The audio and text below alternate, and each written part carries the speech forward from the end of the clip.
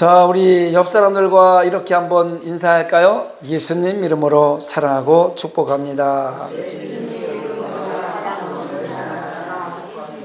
저도 여러분들을 예수님 이름으로 사랑하고 축복합니다.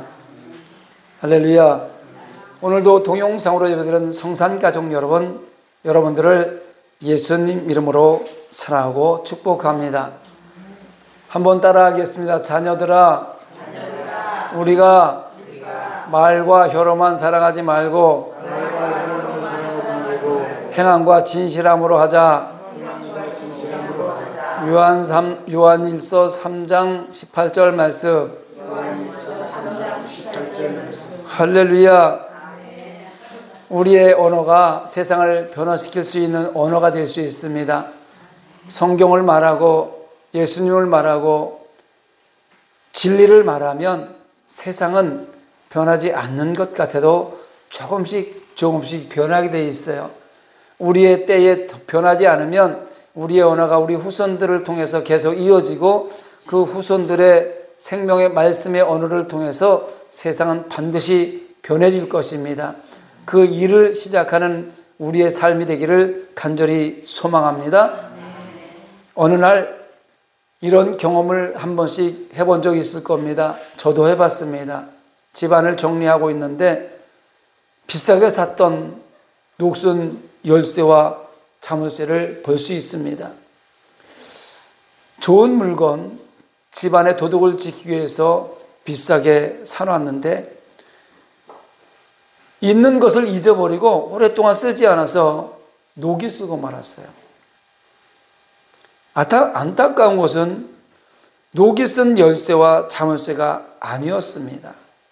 이 모습을 보면서, 이 환경을 보면서 목회자로, 성도로서, 하나님의 일꾼으로서 내 삶이, 내게 맡겨진 사역을 감당하는 것들이 이 녹슨 열쇠와 자물쇠와 같다는 생각을 해봤습니다. 하나님을 아버지로 부를 수 있는 성도 한 사람 한 사람에게는 자신만이 받은 옥각화 같은 달란트가 있습니다. 옥합이 있죠. 귀중한 거를 얘기합니다.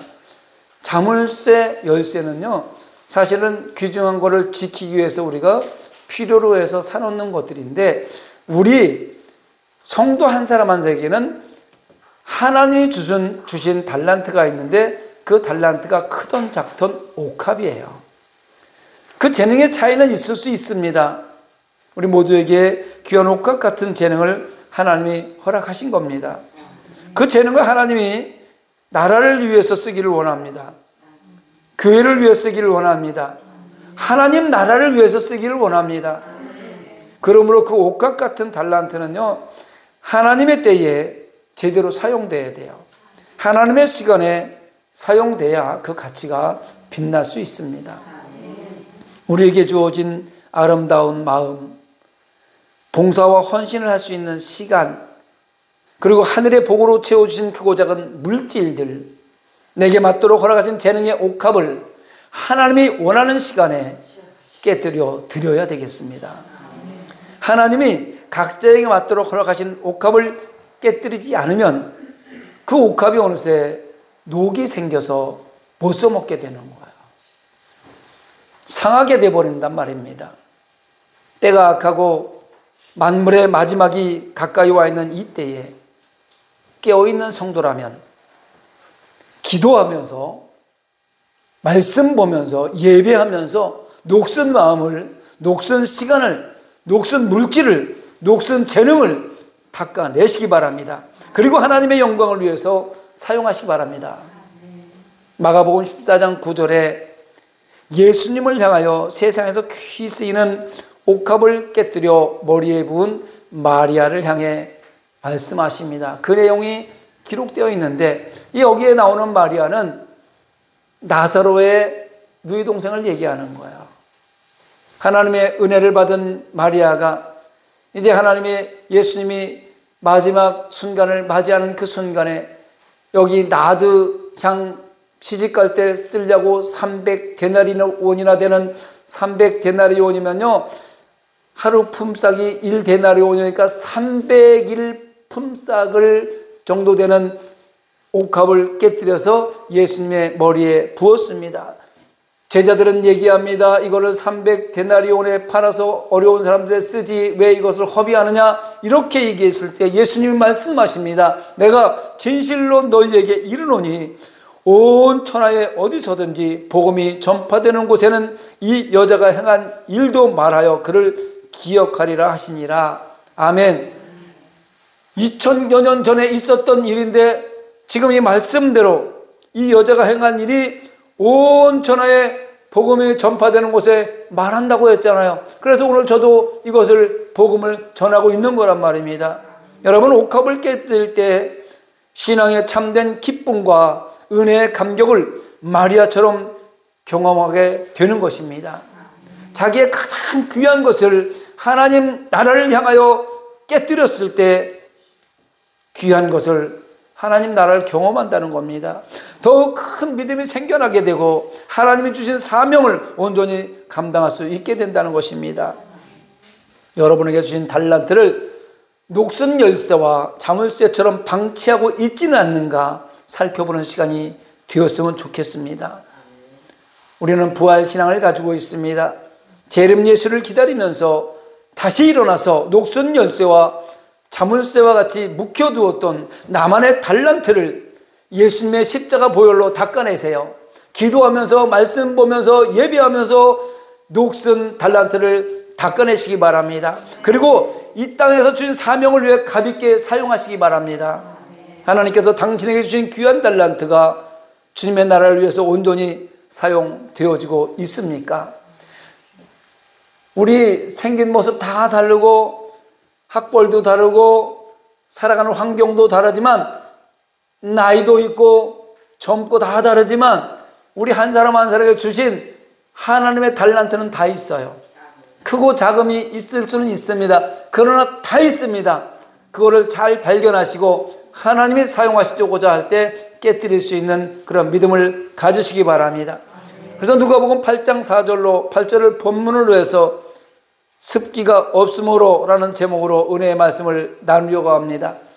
오늘 6절 말씀을 다시 한번 읽어보겠습니다. 시작. 바위 위에 떨어짐에 싹이 났다가 습기가 없으므로 말랐고. 여러분, 요즘은요 옛날에 비해 살기 좋아졌습니다. 우리 옛날에 어렸을 때 비교하면은요 교통수단도 좋아졌고요, 문화도 좋아졌고요, 얼마나 살기 좋은지 몰라요. 먹거리도 많고요, 먹을 게 남아 돌아가는 엄청나게 살기 좋아졌습니다. 그런데 옛날이나 지금이나 살아가는데 별반 다름이 없어요. 그냥 하루 24시간 똑같이 지나가고 있는 거예요. 조금 편할 수는 있고 좀 문화적인 혜택을 누릴 수는 있지만 별반 다름이 없습니다. 그런데 중요한 게 있어요. 물이 없어요. 물이 귀해요. 물이 귀한 세상이 됐어요. 마실 물은요 수돗물 대신 정수기, 우리도 여기 정수기 있잖아요, 그죠? 정수기를 설치해 놓거나 생수를 사서 먹어야 하는 세상이 되어버렸습니다. 이거 어린 시절 같으면요 상상할 수 없는 일들이 실제 상황이 되어버렸습니다. 제가 처음에 서울 올라와서 생활할 때 물 사 먹는 거 없었어요. 70년대 후반 80년대 초반 거의 90년대 갈 때까지 물 사 먹는다는 건 생각도 못 했었어요. 근데 어느 날 생수통이 배달되기 시작하더니 물을 사 먹지 않으면 안 되는 시기가 왔습니다. 실제 상황이잖아요. 여러분 다 물 사 먹잖아요. 아프리카의 식순환은 말할 것도 없죠. 아프리카 TV 한번 보세요. 물을 찾아 나서서 아침 일찍이 동이를 이고 반너절 정도 걸어서, 그것도 흙탕물이 고여있는 곳에서 서로 물을 뜨려고 아우성을 치다가 한 동이 머리에 이고 또 한나절을 가야 하는 모습을 자주 접하면서 참 안타까움을 금할 수가 없습니다. 근데 우리나라는요 지금 바라보는 곳이 다 물이에요. 한강이 얼마나 잘 흐르고 있습니까? 안양천에 물 마른 적 없습니다. 목감천에 물 마른 적 없어요. 그런데 시야에는 아직 물이 많이 보이고 있는데 우리나라도 사실은 물 부족 국가로 지정되었다고 합니다. 이제 곧 물이 부족해서 아프리카와 같은 그런 시절이 올 수도 있다는 얘기예요. 이것이 현실이고 삶의 현장입니다. 그런데 이런 물 부족이라는 것을 보면서 우리의 삶에만 적용시킬 것이 아니라 우리 영적인 것으로 적용시켜서 더 심각한 문제는 성도라고 취함받는 우리 심령에 성령의 비가 내리지 않고 감으로 찌들어서 습기가 없다는 것입니다. 옛날에는요, 없어도요, 교회에 오면은요, 행복하고요, 교회에 오면요, 나누고요, 작은 것 하나라도 먹을 거 없지만 정말 감자 하나라도 싸서 시골에 그 나눠 먹고 이러지 않았습니까? 먹을 거 없어도요, 고구마 하나라도 쪄서 나눠 먹고 막 이랬단 말입니다. 그런데 먹을 게 풍부하게 넘쳐나도 습기가 없어요. 메말라 버렸습니다. 인정이 없어요. 그런 6절에 더러는 바위에 떨어지며 싹이 났다가 습기가 없으므로 말랐고, 예수님이 말씀하시는 시대가 오늘 이 시대의 우리의 영적인 상태를 이야기하는 겁니다. 이 말씀은 씨 뿌리는 비유의 두 번째 부러진 곳은 바위라고 얘기하는 거예요. 바위, 뿌리는 내리지만은 해가 나면 습기가 없어서 말라버린다고 예수님이 말씀하시는 거예요. 말씀을 즉시 기쁨으로 받아요.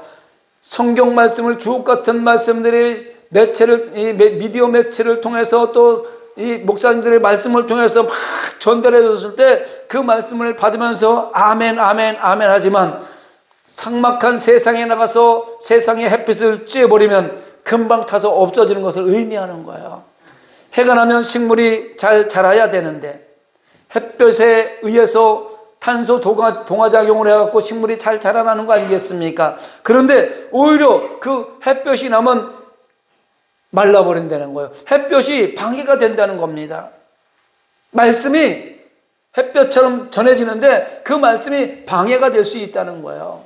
말씀을 받아서 아멘 아멘 하지만 찔리는 말씀이 왔을 때 그 말씀을 내 삶에 적용시켜야 되는데 그냥 말라버리고 아이고 교회가 여기 아니면 없냐, 다른 교회로 오고 가고 할 때가 너무나 많이 있다는 것입니다. 그래서요, 흙이 없어도 식물이 자랍니다. 인정하십니까?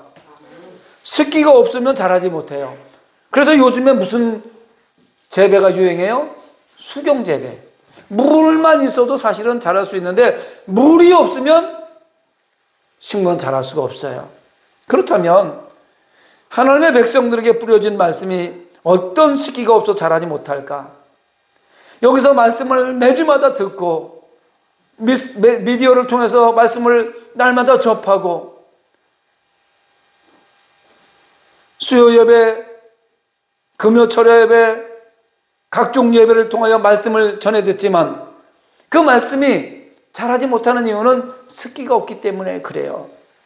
왜 그럴까? 첫째로 기도의 땀이 없으므로 말씀이 자라지 못하는 거예요. 말씀의 씨가 성도의 마음에 떨어져서 뿌리를 내리고 자라게 하는 물은 기도의 땀입니다. 땀이란 말씀을 이루기 위한 성도의 노력을 의미하는 거예요. 여기서 말씀을 전했을 때 듣고 한 귀로 듣고 한 귀로 흘려보내는 것이 아니라 기도로의 땀을 흘려서 그 말씀이 내 삶 가운데 적용이 되고 내 삶 가운데서 싹이 나게 만들어 내야 되는 거예요. 그러므로 성도가 할 수 있는 노력은요, 하나님께 간절히 땀 흘려 기도하는 일입니다. 여러분, 여기서만 기도하라는 것이 아니에요.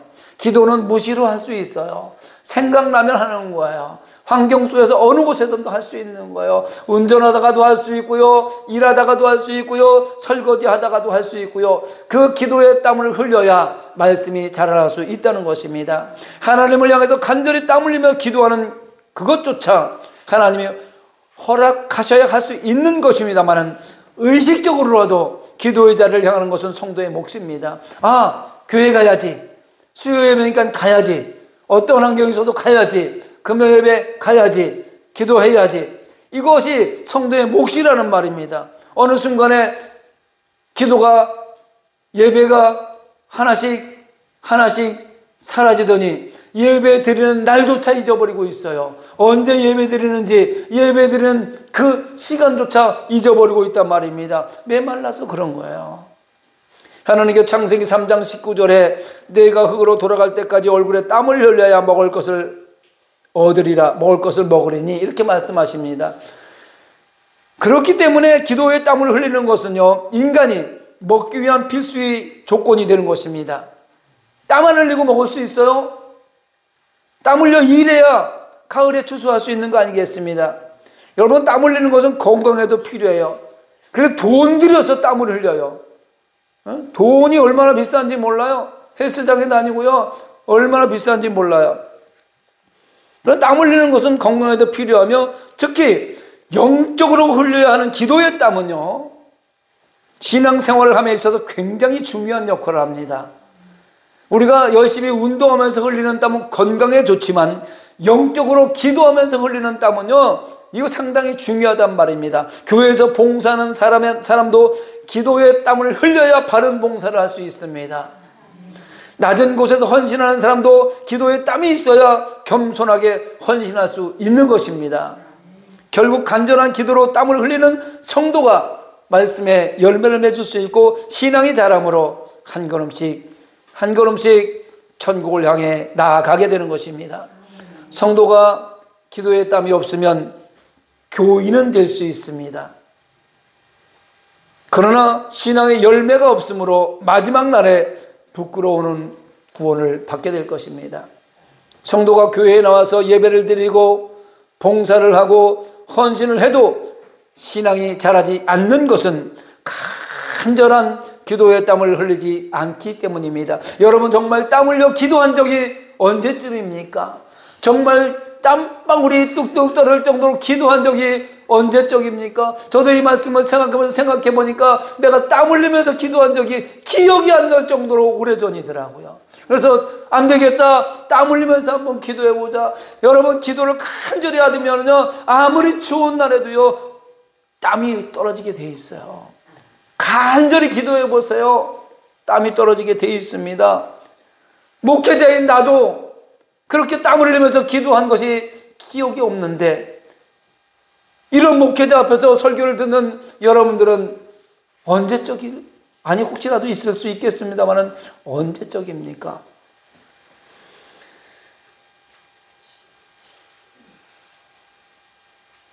예수님이 겟세마네 동산에서 십자가를 앞두고 기도하실 때 그 땀은 피가 되었다고 성경이 기록하고 있습니다. 여러분, 예수님처럼 땀방울이 핏방울이 될 정도의 기도는 아니더라도 기도의 시간을 정해서 간절한 기도를 드림으로 그 기도의 땀을 통해서 촉촉한 마음이 밭이 되고 그 말씀을 받고 아름다운 열매를 맺는 성도들이 되시기를 바랍니다. 두 번째로 왜 습기가 없냐면 눈물이 없으므로 영혼이 메말라서 습기가 없습니다. 마음밭에 떨어진 말씀의 씨가 자라기 위해서는 눈물이 필요합니다. 성도의 눈물은 말씀의 씨가 가장 잘 자라게 하는 양분이 됩니다. 여러분, 눈물을 흘리면서 기도한 적이 얼마나 많이 있습니까? 내 한 때문에, 내 문제 때문에 눈물을 흘릴 수는 있습니다. 그러나 죽어가는 저 영혼들을 위해서, 죽어가는 나의 가족들을 위해서, 내 형제들을 위해서, 믿다가 타락한 저 영혼들을 위해서 눈물을 흘리며 기도해 본 적은 있습니까? 하나님께서는 우리의 눈물의 기도를 보고 계십니다. 죽음의 성부 앞에서 드린 히스기야의 눈물의 기도가 이사야 38장 5절에 이렇게 기록되어 있습니다. 히스기야가 얼굴을 벽으로 향하고 여호와께 기도하여 이르되 여호와여 구하오니 내가 주 앞에서 진실과 전심으로 행하며 주의 목전에서 선하게 행한 것을 기억하옵소서 하고 히스기야가 심히 통곡하니 이에 여호와의 말씀이 이사야에게 임하여 이르시되 너는 가서 히스기야에게 이르기를 내 조상 다윗의 하나님 여호와께서 이같이 말씀하시기를 내가 내 기도를 들었고 내 눈물을 보았노라. 내가 내 수완에 15년을 더하고. 할렐루야. 히스기야가 한참 정치를 하고 이제 살만할 때에 갑자기 죽음을 맞이할 수밖에 없는 그런 상황 속에서 벽을 향하여 간절히 기도하면서 통곡했다고 얘기했습니다. 하나님 살려주세요. 하나님 살려주세요. 잘못했습니다. 회개하면서 간절히 기도했습니다. 이 히스기야의 간절의 눈물의 기도는 메마른 영혼에 습기를 주어서 그 마음을 옥토로 만들고 생명을 15년이나 연장받는 열매로 맺어진 것입니다. 욥의 세 친구 엘리바스와 발닥과 소발의 집요한 조롱 앞에서 드린 욥의 눈물의 기도가 있습니다. 욥기서 16장 20절에 보니까 나의 친구는 나를 조롱하고 내 눈은 하나님을 향하여 눈물을 흘리니. 욥의 세 친구가 욥의 고난 가운데 와서 위로하러 온 것 같지만 조롱합니다. 그랬을 때 그 세 친구 조롱 앞에서 하나님을 향한 눈물의 기도를 올린 거예요. 내 친구는 나를 조롱하고 있지만 내 눈은 하나님을 바라옵니다. 그리고 눈물을 흘렸다는 것입니다. 그 결과 욥기 마지막 42장에 보면 욥의 눈물의 기도는 이렇게 열매를 맺습니다. 42장 5절로 6절에 보니까 내가 주께 대하여 귀로만 듣기만 하였사오나 이제는 눈으로 주를 배웁나이다. 그러므로 내가 스스로 거두어드리고 티끌과 재 가운데서 회개하나이다. 욥의 고난 가운데 찾아온 세 친구가 오랜 시간을 변론하면서 말싸움을 하는 거예요. 네가 옳으니 내가 옳으니 말싸움을 하는 거예요. 그러다가 하나님의 뜻을 깨닫고 회개를 합니다. 그리고 욥의 눈물의 기도와 회개를 하나님이 들으시고 이전보다 갑절의 복을 허락하시며 아들 7명과 3딸을 주시었는데 처음에도 3딸이 있었습니다만 나중에 3딸의 이름은 이름이 있는데 처음에 3딸의 이름은 없어요. 나중에 준 3딸의 이름을 이렇게 기록하고 있습니다. 첫째 딸 이름이 여미마예요. 그 뜻이 햇빛 찬란한 낮이라는 뜻입니다. 둘째 딸 이름이 그시야예요. 향기로운 냄새. 셋째 딸 이름이 게레나쁘기입니다. 아름다운 색깔. 이 햇빛 찬란한 낮, 향기로운 냄새, 아름다운 색깔. 욥의 말년을 이보다 더 좋은 표현을 나타낼 수 있는 언어가 없어요. 이 가장 좋은 언어예요. 욥의 눈물의 기도는요, 결국 영혼이 잘되고 범사가 잘되면 강간한 축복으로 열매를 맺은 겁니다. 여러분의 삶 가운데도요, 간절히 눈물의 기도를 드린 말미암아 햇빛 찬란한 낮이 임하길 원합니다. 향기로운 냄새를 날마다 맡기를 원합니다. 아름다운 색깔을 보면서 하나님을 찬양하기를 원합니다. 사울을 피해서 가드 땅에 머물던 다윗을 블레셋 사람들이 죽이려고 하는 절제절명의 순간에 드린 다윗의 눈물의 기도가 있습니다. 이때가 언제냐면 아기스 앞에서 이제 죽음을 앞에 두고 미친 척하고 침을 질질 흘리면서 한나라 왕이 미친 척 할 수밖에 없는 그런 죽음의 절제절명 앞에서 시편 56편 8절에 보니까 나의 유리함을 주께서 계수하셨으니 나의 눈물을 주의 병에 담으소서 이것이 주의 책에 기록되지 아니하였나이까. 성도의 고통과 기도의 눈물은요, 이처럼 천국의 생명책에 기록되고 있습니다. 여러분이 하나님 나라를 위해서, 주의 나라를 위해서, 교회를 위해서, 또 이웃을 위해서 죽어가는 영혼들을 위해서 흘리는 그 눈물이 천국 생명책에 기록되고 있다는 것입니다. 결국 다윗의 눈물의 기도는요, 메마른 이스라엘 땅의 습기를 머물게 함으로써 가장 위대한 왕 중의 왕으로 등극해서 대대로 후손들에게 전해졌을 뿐만 아니라 결국 다윗의 후손에서 나루의 십자가신 메시아 그리스도가 탄생하는 결과로 아름답게 열매를 맺게 됩니다. 예수님은 또 12제자를 사도로 택하시고 복과 화를 선포하시면서 눈물의 기도자를 향하여 흘리시는 눈물의 기도를 흘리는 제자들을 위해서 그 말을 합니다. 예수님의 눈물의 기도가 있습니다. 언약의 약속을 이렇게 축복하고 있습니다. 누가복음 6장 21절에 보니까 지금 줄인 자는 복이 있나니 너희가 배부름을 얻을 것이며 지금 우는 자는 복이 있나니 너희가 웃을 것이요. 할렐루야. 이 어려운 환경 속에서 이웃을 위하여, 나라를 위하여 기도하면서 우는 사람에게는 웃을 날이 있다는 거예요. 그런데 이렇게 어려운 상황 속에서 자기 삶이 좀 좋다고 해거리고 웃는 사람은 반드시 나중에 우는 날밖에 없는 거예요. 여러분, 이렇게 어려울 때 울면서 기도하시기 바랍니다. 반드시 웃을 날이 올 수 있다는 것입니다. 눈물의 기도는 메마른 영혼을 적시고 결국에는 천국 문 앞에서 활짝 웃을 수 있는 결과로 나타나게 된다는 말씀입니다. 히스기야 눈물의 기도를 하나님이 들으시고 생명을 연장해 주셨습니다. 욥의 눈물의 기도는 귀로만 듣던 하나님을 눈으로 볼 수 있는 기적을 체험하게 되었고 결국은 갑절의 축복으로 마무리하는 삶이 되었습니다. 다윗의 눈물의 기도는 그는 죄를 지적받았을 때 요를 적시며 회개를 하였고 자신의 고통의 눈물을 주의 병에 담아달라고 기도했습니다. 그의 눈물의 기도는요, 메마른 영혼이 단비가 되어서 위기의 순간마다 생명의 아름다운 새싹으로 돋아나게 되었고 결국은 그리스도를 통한 구원의 열매로 맺어지게 된 것입니다. 예수님의 눈물의 기도는 죄악으로 메마른 영혼들에게 심한 고통과 통곡의 눈물의 기도로서 하나님의 자녀가 되게 하시는 기도였습니다. 예수님의 눈물의 기도가 아니었으면요, 저와 여러분은 하나님의 자녀의 권세를 취득할 수가 없었던 것입니다. 예수님은 십자가를 지기 전에 3번의 눈물을 흘리셨다고 성경은 기록하고 있습니다. 첫 번째 눈물은 나사로의 죽음 앞에서 흘리셨고, 두 번째는 이제 멸망을 앞둔 예루살렘을 바라보면서 눈물을 흘리셨고, 세 번째는 하나님의 뜻에 순종하기 위해서 흘리신 눈물이 있습니다.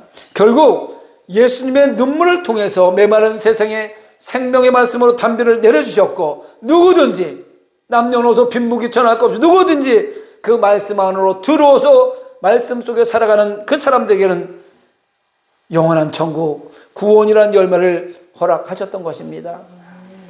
바울은 이방인들을 위해 수없이 죽을 고비를 넘기며 전도와 목회의 눈물을 흘렸습니다.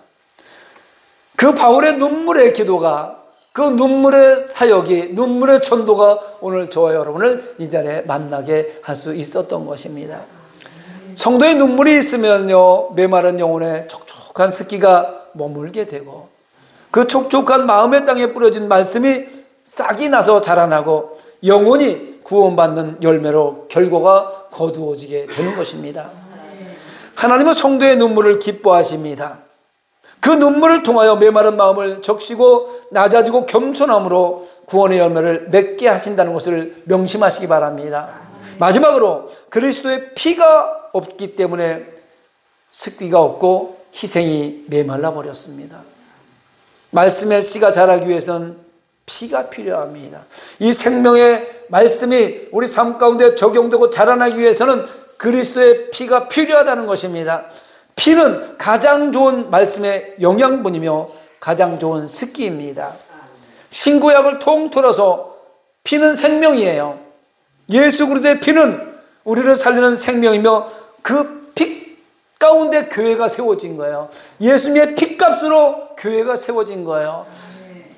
크든 작든 어떤 교회든 머리 대신 예수님의 교회의 머리신데 그 교회가 세워지기 위해서는 예수님의 피값이 있었기 때문에 세워진 거란 말입니다.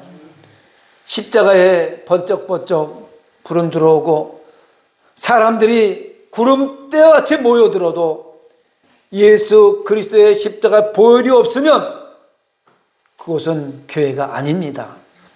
아무리 많은 사람들이 구름대처럼 모여들어도 예수 그리스도의 십자가 보혈이 없다면 그곳에 오는 사람들은 하나님이 찾으시는 성도가 아니라는 것입니다. 작은 십자가의 불빛, 지하에서 냄새나는 곳에 예배드리고 환경이 열악한 곳에서 예배드려도 그곳에 그리스도의 보혈이 있다면 그곳은 생명이 있는 곳입니다. 성경에서의 피는 희생을 의미하는 거예요. 말씀이 자라게 하기 위해서 희생을 요구하는 것입니다. 사랑하는 성산교회 성도 여러분, 희생해야 예배도 드릴 수 있고 희생해야 헌금도 드릴 수 있고, 희생해야 전도도 할 수 있으며, 희생해야 봉사도 가능합니다. 희생하지 않고는 절대 예수 그리스도가 머리 되시는 교회는 세워줄 수 없습니다. 지금 성수한 교회가 지금 이 자리까지 온 것은요, 여러분 한 사람 한 사람의 크고 작은 희생, 여러분의 달란트, 여러분의 크고 작은 옥합을 깨뜨리는 그 희생 때문에 오늘 이 자리까지 오게 되는 것입니다. 교회는 성도 여러분의 땀, 눈물, 피에 의해 세워지고 부흥하며 든든하게 자라날 수 있게 되는 것입니다. 습기가 모자란 바위 같은 돌밭 같은 메마른 마음이 되지 맙시다. 기도의 땀으로 영혼을 사랑하는 눈물로, 기도의 땀으로 영혼을 사랑하는 눈물로, 나를 위해 십자가신 그리스도의 피로 촉촉한 습기를 만들어서 그 마음밭이 옥토밭이 되시기 바랍니다. 옥토밭에는요, 씨가 뿌려지면은요, 싹은 반드시 나게 돼 있고요, 그 거름이 좋고 땅이 포실포실하고 촉촉하기 때문에 잘 자라게 돼 있어요. 그래서 열매가 풍성하게 열려지게 돼 있습니다. 여러분 농사 져봤잖아요. 다 져봤잖아요. 왜 거름합니까? 왜 땅을 뒤집어 엎습니까? 왜 돌을 골라냅니까? 그리고 왜 물을 줍니까? 포실포실한 땅, 옥토를 만들기 위해서 그런 거예요. 여러분, 하나님 말씀이 전해질 때 그 말씀을 받고 땀 흘려 기도하시고, 죽어가는 영혼을 위해서 눈물로 흘리며 기도하시고, 그리스도의 보혈의 피로 메마른 여러분들의 마음을 촉촉하게 적시시기 바랍니다. 그리고 하나님의 때에 하나님의 방법으로 풍성한 열매를 기대하며 포기하지 마시고 끝까지 달려가시기를 예수님 이름으로 축원합니다.